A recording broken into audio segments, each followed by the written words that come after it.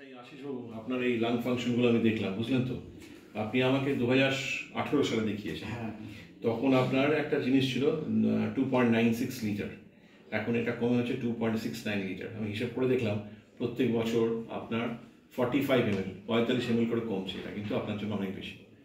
আপনার আসলে হাঁপানি আছে, হাঁপানিতে এতটা কমা উচিত না, আপনি ইনহেলার ঠিক করে নিচ্ছেন না।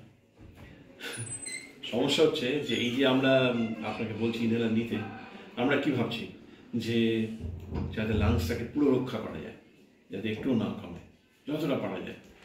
আর রুগীরা কি ভাবছেন, ভাবে আমি তো ভালো আছি, কেন না? ওটা ননসেন্স। এটা ইনহেল কর্টিকোস্টেরয়েড, যে ওষুধে দেওয়া আছে এটা আপনার শরীরে গিয়ে নষ্ট হয়ে যায়। খুব লো ডোজ, শরীরে কোনো ক্ষতি করে না। এই যে স্টেরয়েড নিলে ক্ষতি হয় অনেক হাই ডোজে, এবং সেটা খাওয়ার ওষুধে বা ইঞ্জেকশন। এটা নিয়ে আপনি একদম ভয় পাবেন না, বুঝলেন তো? কিন্তু এটা যদি আপনি ঠিক ডোজে নেন, তাহলে আপনার এই যে প্রত্যেক বছর লাং ফাংশন কমে যাওয়াটা, আমরা বলি অ্যানুয়াল ডিক্লাইন রেট, অনেক স্লো হয়ে যাবে। তাতে আপনার ভবিষ্যতে ধরুন আপনার 70-80 বছর বয়সে গিয়ে তখন আপনি ভালো থাকবেন।